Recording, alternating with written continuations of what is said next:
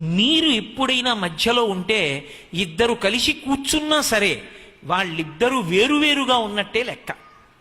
అందుకే రేపు ఏదో తెల్లవారుజామున 2 గంటలకి పెళ్లి, ఇవాళ రాత్రి పెళ్లి కొడుకుని పెళ్లి కూతురిని కూర్చోబెట్టి అక్షతలు ఏమన్నారు అనుకోండి, అంతకన్నా అన్యాయమైన విషయం ఇంకోటి ఉంటుందా? అసలు ఆ కన్యాదాత తన కూతుర్ని కన్యాదానం చేశాడా? పెళ్ళయిందా? మంగళసూత్రం కట్టాడా? వాళ్ళిద్దరు ఎలా భార్యాభర్తలు అయ్యారు? నీకు కళ్యాణ మండపం దొరకలేదని రిసెప్షన్ పేరు చెప్పి వాళ్ళిద్దరిని కూర్చోబెట్టావా? యువతల వాడు చేసుకున్న గాయత్రి సర్వనాశనం అయిపోయినా నీకు అక్కర్లా. ఏమని ఆశీర్వచనం చేయాలి వాళ్ళిద్దరికీ పిల్లలు పుట్టాలని? ఎక్కడైనా ఓ ఆడమగ పక్కన కూర్చుంటే వెళ్ళి అక్షతలేసి మీకు ఇద్దరికి దీర్ఘసుమంగళి భవ అమ్మ సుపుత్రాప్రాప్తిరస్తు ఈయన వల్ల అనొచ్చా? వాళ్ళిద్దరు ఎవరు దంపతులు ఎలా అయ్యారు?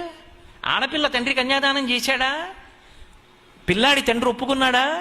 ఎలా కూర్చోబెట్టావు ఇద్దరిని పక్క పక్కన? పిలిచి ఆశీర్వచనం చేయమని ఎలా అడుగుతున్నావు? ఎలా వేస్తారు? సరే.